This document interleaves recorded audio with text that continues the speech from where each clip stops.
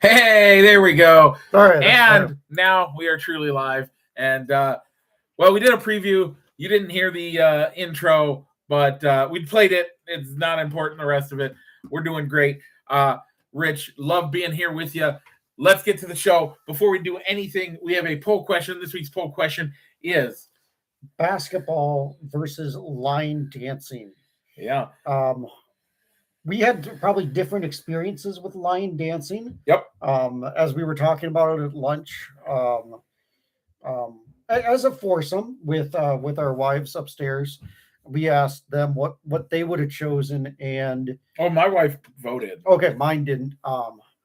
But we differently probably line danced to different songs. I distinctly remember using more country songs, the one being probably aging myself with this, but Achy Breaky Heart, not as a oldie, but as a current song at the time. Yeah. Man, to think we just watched him get voted off the Masked Singer a couple months ago and early. I'm shocked. Anyway, but yeah, I grew up in the I don't know how to say it in a way that maybe the mid 90s more. Well, not just that, but we did the style of music was different, and we were more hip hop, and so we got This Is How We Do It and stuff like that. Boys to Men, Backstreet Boys, or Boys to Men, and other R&B artists to do our line dancing. So with that, Rich, we had 4 votes for basketball, 1 vote for line dancing, and the 1 vote for line dancing was me. Yeah. Your 4 votes for basketball: Cody Cooper, Matt Johnson, Danielle Hart, and you, sir. I did. I voted for basketball probably because if it not being the most coordinated, I think at times with dancing. So line dancing to me, I wasn't the best at it. I don't know if it was like the quick reacting of like the left and rights and how to do it. Yep. So I feel you on that. How to do it well. I think today, but wouldn't you think? This is probably isn't even a modern song either. But you'd think now they'd be doing the cha-cha slide as probably Cuban shuffle as we were doing the electric slide to not the electric slide. Yeah, that's like the one dance we did, and we did like you did the electric slide steps to every line dancing song. Yeah, which was weird, but. And there might have been one other one that you did, but yeah, that was essentially it. Okay, Rich. So basketball moves on. We have flag football versus the presidential physical fitness test. Yeah, that one. Number 4 seeded flag football. Number 29, the presidential physical fitness test. Yeah, that's poll's going to go live at 3:30 over on Fans of Balls and Sticks. You can find the link to the fan page over in the show description here on YouTube. With that, Rich, do you see what's coming up next? Is it a left turn, Mike? It is a left turn, and after that, probably another left hand. It is because we're heading into the NASCAR corner, presented as always by III Sports Cards Incorporated, Moline, Illinois. Check them out for all your sports memorabilia needs on 5th Avenue in Moline or on their eBay store. Once again, that is III Sports Cards Incorporated.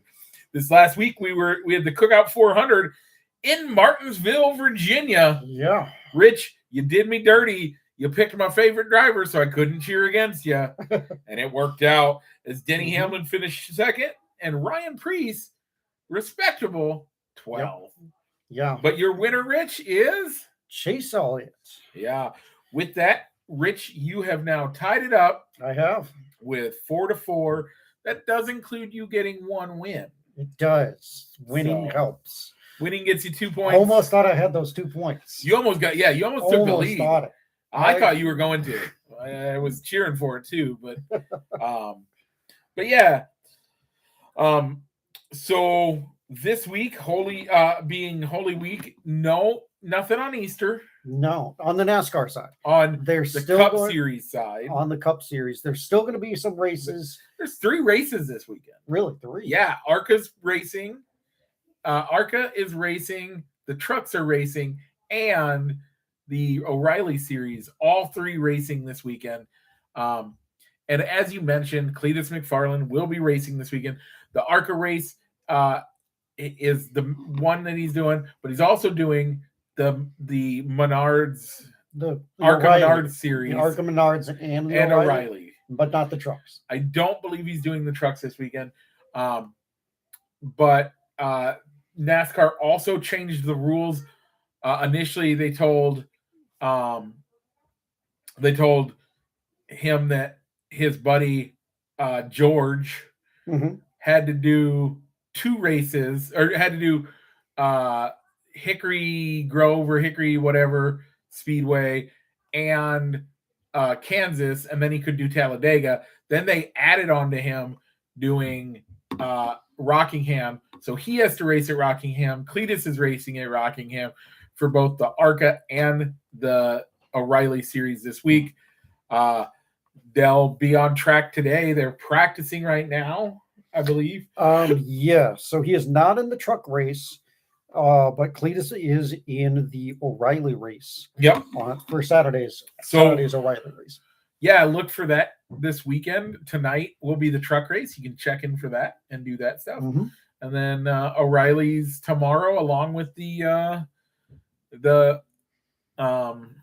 Menards series, I believe, is tomorrow as well. So I don't know where they're showing the ARCA Menards series. So I don't. I know the trucks on FS1 and the CW. The CW has all of the O'Reilly series. Yeah. So check that out this weekend. The Cup series would come up with some sort of contract to put them on one channel. Yep. All the races, one channel. Yep, that'd be great, but no, they got to split it between like 6 different channels. And they make more money that way. They do. They do make more money.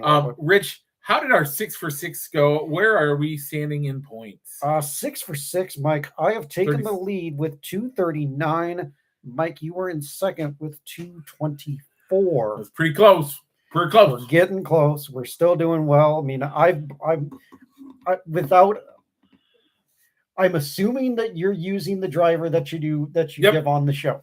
Yep. So that's what I've been doing. But I know that I've been using up some uses on prime guys like Ryan Blaney and Denny Hamlin lately. So eventually the points could shift when we obviously both have to start going to the bottom of the barrel. Yeah. For guys that are probably going to be lucky to get into the 20s. Who'd pick Ryan Preece? I mean, we both picked Ryan Preece. We have. Yeah, he's done really well this year. But eventually, like the BJ McLeod. Oh yeah. And I mean, JJ Yaley have to be used eventually. So with that, Rich, and on the fantasy side, Mike, we'll look that up on the league. Overall standings, Mike, I'm in first place with 1432. Dupo's the man in the middle with 1343. Mike, you're in third place with 1257. Okay. Again, no races this weekend, but on the cup side, but check out and check in for those to O'Reilly, for the O'Reilly and the Truck series. And with that, Rich, take us on out. All right. This has been the NASCAR Corner presented by Triple I Sports Cards Incorporated, Moline, Illinois, and on 5th Avenue. And you can also find them on eBay for your sports memorabilia, comic books, and I'm pretty sure Pokemon cards too. Yeah. Check them out. Okay. We also have to talk about the tournament this week. Illinois is in the Final Four. Yeah, that was an exciting game to watch between Iowa and Illinois. So I live in an area where there are no Illini fans. I'm an Illini fan because I grew up in Illinois. And when you look at the final score, the game looks lopsided. But that was not a lopsided game, as Iowa really did stay in the game until like 10 minutes left in the game. And that's when Illinois really blew it up and really did amazing things. So yeah, nothing to sneeze at there. But from my perspective, I was watching the game, maybe rooting for Iowa over Illinois. Maybe it's all these years living in Iowa now. But I've lived in Iowa just as long as you have. I know. Because you spent your time in some Oregon. time in Oregon too. You gonna be a Ducks fan too? Not maybe a Ducks fan. I might. But Rich, how bad am I? So Mike, you have 56 points. You can't make any more points. Did I beat? You beat your wife. Yeah. 55. Whoa. Let's not. Okay. In the pool. You got gained more points than my wife. I did not beat my wife, people. I did not beat my wife. I got more points in the pool than she did. Yeah. But and then our current leader is Jordan Stroop, who can max out at 161 if UConn and Arizona advance. Wow, yeah. Followed by the Zach Attack, who can get up to 150 if Arizona advances. He will need Arizona and UConn as well. But I think they flip-flopped the winners. Yeah. And then Pastor David Hyvinga is on the podium at third place, but he needs Michigan to win it all. He needs UConn and Michigan to win it all. I don't think I have a chance to win it all, as I'm in fifth place. So it can only get up to 122. But mine, I need Arizona, and there's other people above me that also have Arizona. So you're not going to win. No, I can't win it. Hey, but I'm not going to lose it all. So, yeah. Good. Thank you for everybody that joined us this year. We love it. I love having people in it, having people involved. So with that, next year we'll do the same. And Rich, tomorrow or Sunday, Easter Sunday, I will get on Facebook Monday morning. Send me who you're picking to win. Okay. So when the finals are picked, now that doesn't mean this is not a lunch bet. By the way, I was able to pay off my lunch debt for the Super Bowl. Thank you. So that has been done. And yeah. But yeah, sure. We will make sure to we'll do a Facebook post. Yeah, we'll do a poll question too. We'll do a poll question, and then Rich and I will put Rich, you get to pick. I will put who I want on the poll question, but you get to pick who you're cheering for, and there's nothing really on the line for it. But so if you had to pick a winner, so you have no horses in it. UConn. Obviously, I would say Arizona because they're my team. They're who I went with at the beginning of the tournament. Yeah. But you're thinking UConn. I think UConn. UConn's a tough team. Even though the Fighting Illini are going up against UConn. I'd love to see the Illini win, but I don't think they're going to. UConn's such a good team. It'll be hard. But the Illini have a great team, too. I think the Illini could do it. I just think UConn's the team to beat right now. Okay. So, gotcha. With that, let's keep moving let's keep the line moving as they do in baseball and talk the Cubs this week. The Cubs played 2 against the Nationals, 3 against the Angels. And we will not count that game against Cleveland because we recorded an hour before the game starts. Yeah. So we'll throw that into this next upcoming week for game predictions. So we'll take 1 win off both of us, which means the 3 wins that you predicted, they happened. So good on you. Yeah, a little disappointed. I thought they could have swept that series with the Nats. Yep. But I think they could have swept the series with the Angels too. Yeah, both those losses were of the close game variety with the cold weather. For me, I still don't understand why is a team from Southern California on the road in April in a northern city. Doesn't make sense. I totally agree. The one thing I've always thought of with baseball scheduling is if you have a dome or you play in warm weather, automatically you start the year at home. Yep. Do a 10-game homestand, and these teams that are in northern and don't have a dome, you're on the road for the first 10 games. Yep. Do it.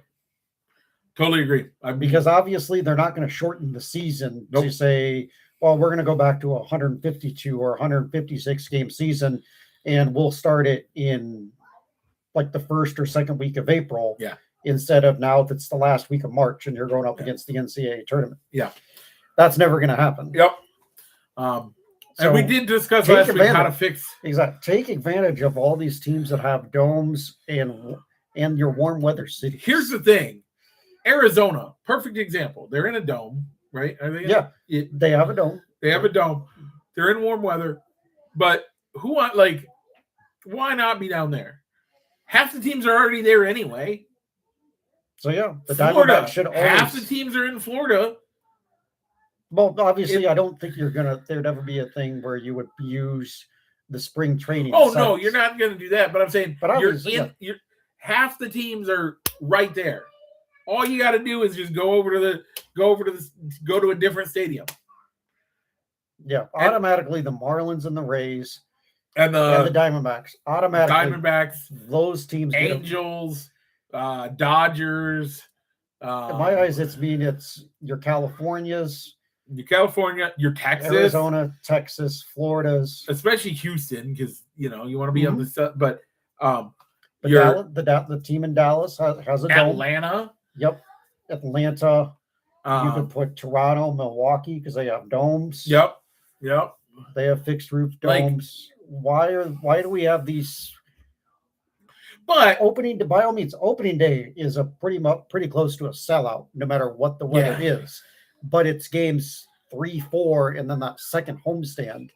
That where the crowds get really thin. If I have to wear a parka and a winter coat and snow pants and heated underwear and have boot warmers for my shoes and gloves and mittens and hats just to be safe to watch the game, it's too cold. My one memory that I always remembered from going to a Cubs opening day game in April, they still made the guy that sold malt cups walk the stadium in the middle of April. Get your ice cream here. No, he was clever.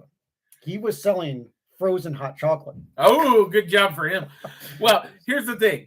If my beer gets colder because I'm holding it, I don't want to be there. I mean, I want to be there. Don't get me wrong. If I had opportunity 2 years ago to get season tickets to the Cubs. I kind of kicked myself that I didn't, but whatever. I didn't buy them. Would I go to opening day? You better believe it. Would I drink a beer? Yep. Would I immediately get a hot chocolate after that? Yep. Probably in the same concession stand transaction. This one's going to be hot. This one's going to be cold. Drink. Okay, now warm up. Like, I don't know. You do want to be fair to all the teams to get the revenue of opening day. And every team deserves to have an opening day. You know what? You know who the Cubs are going? The Cubs are playing the Cleveland Guardians this night. Yep. It's their home opener. Yeah, but that's barely 10 days after opening day. Exactly. Now, but is it cold in Cleveland? It can be. Yeah. Can be. So I don't know. It'll be we talked about it last week, how to fix it. I think you're right. Southern states almost exclusively for the first 10 days of baseball. And a dome. Or domes. Anyway, that's always been my thought. So Mike, this week they're going out to Cleveland as I alluded Starting to. Starting today. So that's 4 games? You get 3 games. Oh, 3 games? Okay. Friday, Saturday, Sunday. They'll be on Fox on Saturday afternoon. Yep. The Fox Saturday game of the week. Yep. And then Mike, they're going to be going down to Tampa St. Pete. Finally some warm weather. They're going to be in a dome, but they'll be in Tampa St. Pete. They traveling to and from, that you can be in shorts and nobody looks at you. You can. And we're going up to Pittsburgh from show to show. Okay. I think we'll be recording 7 enough games. Time. We should record in enough time. Yep. 7 games. The way they're playing right now, they're still going to be over 500, but it's only going to be 1 game over 500. I'm going with 4. All right. I'm going to go 5. I got to be different. Yep. Cleveland, I think, can go either way. They're pitching. They always find ways to play up to their opponents. Yeah. Tampa St. Pete, as long as you can manage their first three positions in the batting order, you're good. Yep. And Pittsburgh is Pittsburgh. It all depends on where the starting pitchers line up. Do we have to face Pittsburgh is always Pittsburgh. Yeah, you got to watch out for that. So with that, Rich, of these Cleveland, we didn't even really give Cleveland much talk. Yeah, we have a World Series rematch. Yeah, which brings up, Mike. I shared the podcast with you and a link to it for Spotify. But there's Anthony Rizzo, David Ross have started a podcast called The Lovable Reunion. Yeah, where they'll be doing interviews with members of the 2016 World Series team, talking about the memories of that season and even going into 2015 and 2016 and kind of how the World Series and the playoffs went for them. Yep. If you catch the first episode, you get Anthony and David talking together about how their relationship, and you get a behind the scenes kind of preview of what happened in those games in Cleveland. Yeah. Which was really neat. And they had the skipper Joe Madden was on this week's episode. So I think I know what I know what I'm going to do on my drive home. They do use some not safe for children's ears language. Yeah, well, I can put it one earbud in, I guess.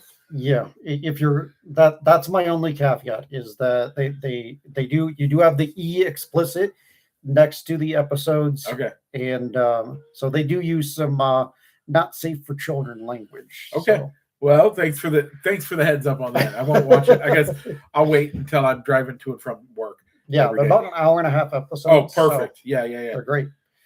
Okay, with that, Rich, let's get into the quick hits. Before we do any quick hits, we have to do a spoiler. We are going to be talking about The Masked Singer. If you don't want to hear about The Masked Singer, thanks for joining us this week on this short episode. Once I'm done talking about esports this week, you can go ahead and say sayonara, sign off. We'll see you next week. Right back here, maybe different time. But we're going to talk about The Masked Singer. We're going to give spoilers. Rich, they want to do the poll question. You said it's going to live at 3:30. Where at? Fans of Balls and Sticks over on Facebook. Or you can catch it. We'll share it on facebook.com/Balls and Sticks or Rich and Mai's page. Mm-hmm. We'll try. We don't get on Facebook as much as we used to. We're going to quit Facebook because it's all AI and terrible stuff. Rich, they're watching the video, but they got a 5-hour drive. And I want to check out the back catalog that we just got uploaded.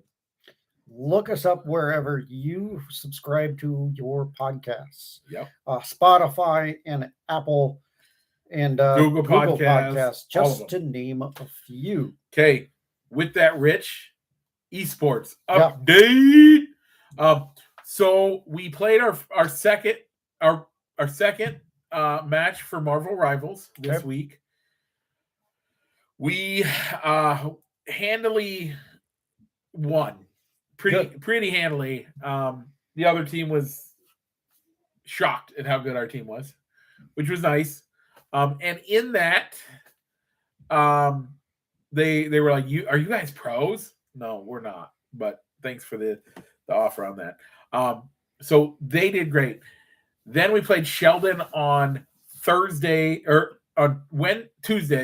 for Mario Kart, and we got destroyed. It was bad. So obviously you're not professionals in Mario Kart. No, not at all. Okay. But we made it work. We had fun. And then, we're going to move forward. Big announcement. 3 guys we have signing days set for 3 guys for April 23rd. We have 3 of our team going to sign with Buena Vista University. We'll get some pictures up on the Facebook page for the esports team. You can catch that out. It's been great. Part of me kind of wants to start a esports podcast for not just the state of Iowa, but maybe get some other people out. You don't have to be a part of that, Rich. I'll get other guys with it if I have time. We'll see. Anyway, with that, Rich, are you ready to talk to Masked Singer? Because we got a lot of Masked Singer to talk about. We got 4 people unmasked and the president that talked. All that happened this week. Oh, but before we do that, we have one more quick hit. We do. Kirk Cousins signed with the Raiders. Yeah. So I think it's a good deal. I think it's a good signing for him. For him or for the team? Both. I'm going to say both. Is he gonna start? From what I have read, yes, he will be starting initially for like 2 weeks. Yeah, so he could be in line to start through maybe week 5. Is he worth drafting in fantasy? No. Which we'll get into that. That's another. Way another talk. We got another day, but I mean. By the way, we missed a combine. What was it, last week? Yeah. Whatever. Nothing really came out of the meetings for the NFL either this week. No. Nothing huge. They might be hiring replacement refs. Yeah, that. How do you feel about that? I don't see it as an issue. They've said that I didn't read as much into it, but they were saying that if they have replacement refs replay, that more things will be replay assisted with the officials. Okay. It's all these, and that's fine. As these guys, I mean, they're not hiring, they're just going down to the college ranks to see if they can get people. The problem I have. Them off. Remember last time they had a replacement refs? Mm-mm. It was in the mid-90s. Okay. And again, I don't mind because the team that got messed up the most out of all of it was the Green Bay Packers. Okay. But legitimately, the outcome of games was changed by how bad replacement refs were. Yep, but this time around, it looks like they do have more replay available to them. And that's fine. Maybe that's how you fix it. But replacement refs to me are a scary thing because I never trust. A, you can't trust them that much, and B, you can't trust them that much. So it's scary. But gotcha. We'll see how it goes if they end up having to use them. Hopefully, the league and the refs association get a deal done, and we don't have to worry about it. But I think maybe the only reason why we didn't cover the combine this year is most of this draft class is going to be heavy on the defensive side of the football. It really is. There aren't as many quarterbacks coming out. There's one there's one in the first 10, I think. I don't think there's going to be more than one in the top 10 draft picks. And that's only because the Raiders need a quarterback. And they're going to pick up Mendoza. No, I think whoever was going to have number 1 was probably going to be outside of that. Mendoza. It's nothing. And with Kirk Cousins being picked up, could the Raiders do like the Bears did? Nope. And trade down? No, they won't do that. But they could. Look what the Bears did. Look what the Bears did. Is Mendoza a franchise quarterback? I think that hesitation says he's not. So if Mendoza's not a franchise quarterback, if he's essentially a bridge quarterback, what did you just do by signing Kirk Cousins? You gave yourself a bridge quarterback. Okay, why hire why draft a bridge quarterback at number 1 overall? When you could trade down, there are other people who are in a much more win now mentality than the rebuilding Raiders. You get, even if you go down 3 positions, 10 positions, I don't care how many positions, you go down, you get maybe 1 or 2 first rounds this year and a first round next year. Like, why wouldn't you? I still think Mendoza's the pick. How good he'll be, I don't. Here's the deal. I didn't watch much Indiana. I don't watch college football that much. Here's what I want to happen. What is it? What's the team on the East Coast that needs a quarterback? The New York Jets? No, I'm thinking further south. The Dolphins? No, I'm thinking middle of it. I don't know. Carolina Panthers. They got Bryce Young. They've locked him up. Yeah, but is he really? Like if you could get Mendoza, maybe you have some competition. Maybe you light a fire under Bryce Young, trade it, and then you do garbage. You have the number one pick back to them next year. I just love that storyline. But no, I forgot about Bryce Young. That's actually what happened. So that's on me. Okay. But they got Bryce Young. I just I think there are other teams that you could trade down for and then wait because maybe next year's draft class ends up being better. I think next year's draft class is more quarterback friendly next year. So if you can pull it off, I'm saying right now, you are Tom Brady making the decision. Mm-hmm. We don't know who makes the decision, but we're going to say Tom Brady. Okay. Because he is in the ownership group. He is. You're Tom Brady. You're offered trade for the 8th pick. Okay. And a first round next year. And a 3rd round this year. Do you take it? Let me look who has the 8th pick. I know it's not Miami. I'm just trying to think within the top 10. Who are the teams that need a quarterback though? Because the Jets need it, but they're picking 2. And the quarterback class could be better next year. The Aints. The Saints have Tyler Shook, and I think they're happy with Tyler Shook. But Mendoza, I think could be better than Tyler Shook. But if you are the Aints and you can get Mendoza, mm-hmm. and all it costs you is a 3rd round this year and a 1st round next year. So you're Tom Brady. I am the Aints, and I'm making you this offer. I don't think I take it. I don't think I take it. Cleveland. No. Yeah, I think that's probably the only other team. I mean, maybe the Cardinals. Jets, I can see the Cardinals doing it. Going from 1 to 3, and then I still get a top 3 pick. Cardinals still are a ways off on their team, so they could be. And you get your 3rd round pick is a top 3 3rd round pick. Yep. So that helps too. What's your line? Is it the 3rd? I think in a class that doesn't have a quarterback and not knowing how your team could do, because the Raiders are sometimes a team that will win games even when they probably shouldn't be winning games. But you can win.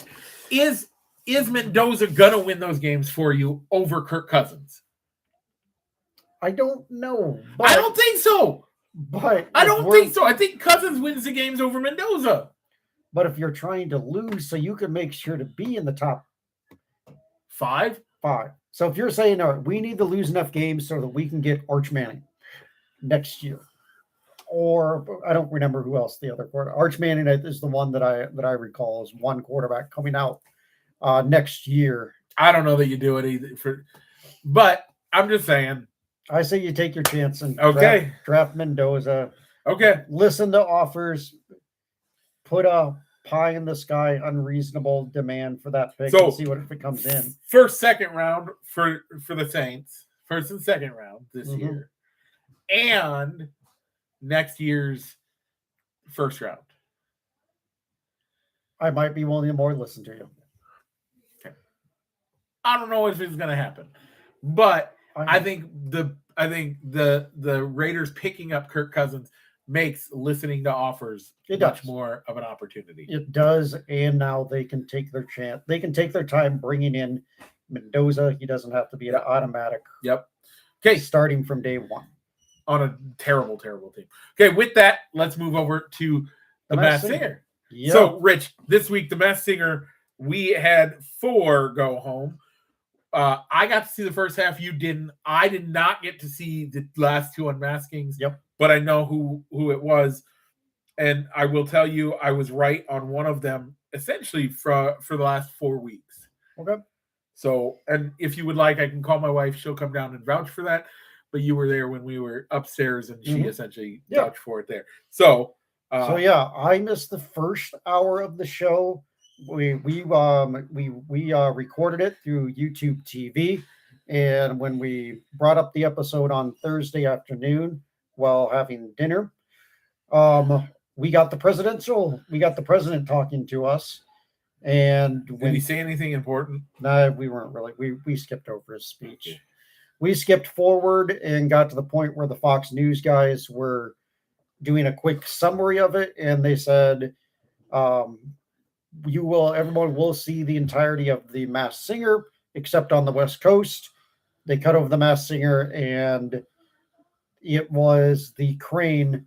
They showed the Crane unmasked backstage, and I think we heard them say who it is, and then they started the intro for hour 2 of the Masked Singer. So who was the Crane, Mike? I'm trying to pull that up right now. I thought the Crane would finish 4th out of the out of the 4. 100%. I did not see her performance, so I don't have anything to base it on. Normani, a 29. Man, she's so young. Gosh, what is she known for? I don't know. Something 5. Fifth Harmony. Fifth Harmony. Okay. Fifth Harmony. She, and then did you hear her performance? I did not. Okay, so I didn't get to hear her performance with her best friend, who was I don't remember the guy's name, but anyway, her harmonizing. Mm-hmm.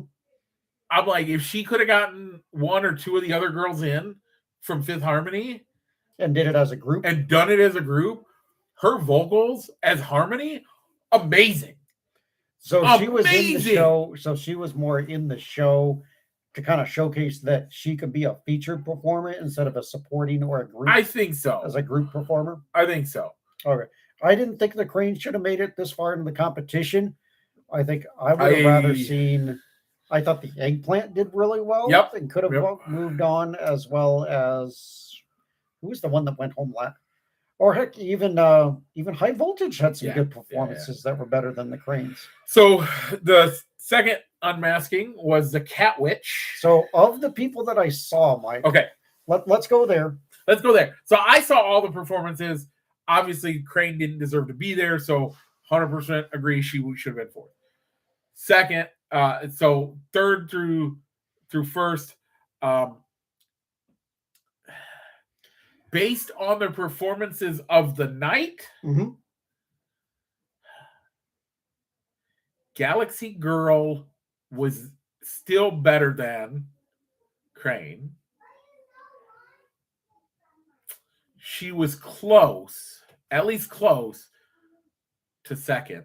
I don't think she was, though. I think Galaxy Girl should have been third. I placed, I think, if I'm only going off of that night. You only heard the last performance. I did. I thought it should have been Picasso, Galaxy Girl, and then the Cat Witch. See, I just did not like her song choice for her last performance. Sure, yeah. But I didn't see her performance in week 1 based off of the entire body of work. I probably would have said Picasso number 1 and then gone with the Cat Witch for number 2. The entire body of work, Picasso number 1. Entire body of work, Cat Witch number 2. The last 4 weeks, Cat Witch really turned it on, and I think if it was just the last 4 weeks, I think she actually was the best singer of the last 4 weeks. Of the last 4 weeks. Yeah, the one thing that I'd love to see them do is actually reveal what the vote percentage is. Yeah. On the problem is that this show has nothing to do with the vote. It doesn't. They say that they do. It doesn't. It has everything to do with the producers, who the producers want. And it's the producers making it all up. Period. Nobody's ever going to be able to convince me of that. Yeah, because I would love to, because when they have these battle rounds, it's like, now panel, who do you want to see go home? It's like, because they all talk with, we don't want to see anybody go home. I can't. The producers are picking. We know that. Yeah. The other side. Plus, how can you have 4 people and there be a majority? There's no way that they've had it to where they're each not it could be a 50-50 tie. Yeah, they've not So for is them Nick- to have never had a 50-50 Oh, tie. it's tied. Yeah, So you no, both get to stay. no, that's not going to happen. Also, and finally, I will say, it also this season proves that they do it all in one swoop, and that everything is done in 1 week, maybe 2 weeks. That's it. The reason I say that is the Cat Witch, who apparently is best friends with what's her face, or is really good friends with what's her face, was Rita? posting on Snapchat and Instagram and stuff like that the whole time who she was and what she was doing. So you're telling me Rita wasn't on Snapchat or Twit or whatever? Yeah, to see some of these clues. Blue waffle or whatever those things are called. Or maybe she was tweeting through Masked Singer to where they were gradually releasing these clues and videos, right? But along with the episodes. But you're telling me that she they didn't know any of it. That any of those celebrities aren't on those Facebooks and Face and Insta Who's It's and What's It Galores. And we even saw a couple of the episodes from week to week. The panel was wearing the exact same thing. So it's all done in a week at most, and it's played out and blah blah blah. And so I don't care. Like, we've known this mostly from the beginning. This season just proves it. So with that, Cat Witch finishes third. We know who that was. Kylie Cantrell the entire time. Yep. I think I liked the whole behind the scenes video that she said too. As far as, I've been fooling you all. Like, America knew who I was the entire time. So my wife hated that aspect of it. I thought it was great. I thought they did a great job with it. I hated and then Pug Casso finished second. I cannot believe Galaxy Girl won it all. Did not deserve it. Was terrible. Was upset about that. But I think that's the other thing that they can get, depending on who. That could be one of the conditions of, okay, I'll do the show. Yep. I need to win them. Yep. You need to take me to the finals, or I need to win it. So Pug Casso is Philip Phillips. Yeah. American Idol fame. That was after I stopped watching American Idol. Yeah. And I don't listen to music except for I recognized his song of Home. I did recognize that. Oh, song. He did Home. Okay, I know that song. Yeah, he got to sing his own song. They gave him a guitar. He played Home. Okay. The winner, Ashley Simpson. Yep. Which I said about 4 weeks ago is when I said I was on board with it. My wife verified it upstairs. So overall, I think they got it wrong. I think it was a good season, though. I still enjoyed it. It was a good season. What did you think of the final clue of them turning off the voice modifier? I loved that. I think so. I love that. I think at the final finale, like, hey, you've been voted off. Rich, you've been voted off. Okay. And I'm, as a judge, I think the thing they should do is you get to ask one question. The entire panel gets one question, no voice modulator, and you get to answer it. And that's it. After that, voice modulator comes back, and then they do their guesses. I think everybody should get that. Okay. I loved that one. That one is something new that I loved. All right. So overall, you liked the America's Insider? So they've had the Insider. It just was never somebody who was in the competition. It was in the competition. And I liked it. No, and it was somebody that you didn't know who it was. You had Donnie Wahlberg. Right. But we didn't know it was Donnie Wahlberg who was giving those extra clues until the end. I liked that feature, and I even liked that it's one of the contestants. I didn't mind that. That one was fine with me. I kind of wish I would have known that she, I'm not on Instagram, so I'm not. I was gonna say I wish I would have known. Probably watch much of the Disney Channel. I don't. Stuff from so Disney. I wouldn't have watched it anyway. I wouldn't have seen the stuff anyway with Kylie Cantrell. But that's kind of cool. I liked the voice modulation being turned off at the end. I think that was a great So yeah, because they made it that far, so it isn't like I don't even think it should be made it that far. I think as soon as you get here to the vote, you get one question, and they say they're, and again, it's all scripted essentially. They get one sentence of, I bet you're gonna guess who I am, or something like, I smacked you in the face, Robin. And it's the girl from Blurred Line. It's Miley Cyrus from Blurred Lines, talking about smacking him in the, like, whatever, who something do you have like a connection to on the panel. I don't have a connection with anybody, but I love the Hangover movie. Something like Right. that. I had a Like- really random like cameo background thing. Yeah, In the Hangover movie. something Okay. like that. Something like that as the last clue for every person should be a thing. Okay. I like it. So I still think it'd be neat to see what the actual vote percentage was. I want that. there. The biggest thing I love the insider because she explains the clues. She did. Bring back explaining the clues. Yeah, at the end, have the little. Once When again, they're I'm dating performing the myself. song, have the pop-ups like Total Request Live. Oh no, I think it was a VH1 show, pop music. Yeah, pop Just music. Pop music, where they had like little pop-ups. This is what this clue meant. Right. This is what this clue meant. Yeah. 4 weeks ago. Bring that back. But okay, with that, Rich, we did a full 50-minute show. Any shout outs? Yeah, I do have a shout out. Yeah. A happy retirement to my father-in-law, Ron Lehmans. That's official now? It's official. He's hanging it up. Good for him.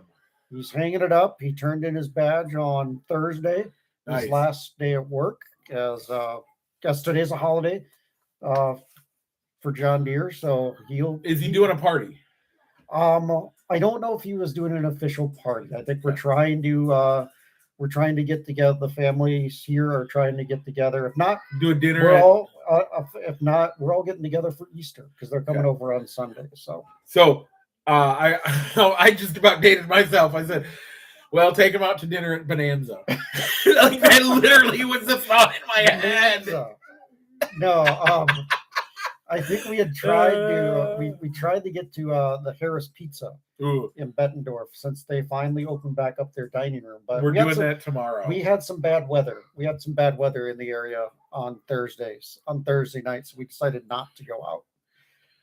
But they'll be joining us for Good Friday service as well as Easter on Sunday in the afternoon. Okay. With the entire family over. Well, with that, Rich, how about we go ahead and talk a couple seconds because I need to bring up my thing. And yeah, about Easter. Don't forget, Easter isn't just about the Easter bunny and going out and hunting eggs. It is about Jesus Christ, the man who died on the cross for your sins. The only reason today can be called Good Friday is because Sunday's coming, folks. Yep, Sunday is coming. Yeah. Whether you go to church every day or you're just a holiday here, go out and find a church. There's going to be there's going to be a church service somewhere, everywhere that you go this week. And this weekend is a great time to go. The meaning of John 3:16, for God so loved the world that he gave his only begotten son, that whoever believes in him shall not die but have everlasting life. Mm-hmm. So with that, Rich, let's go ahead and roll the outro.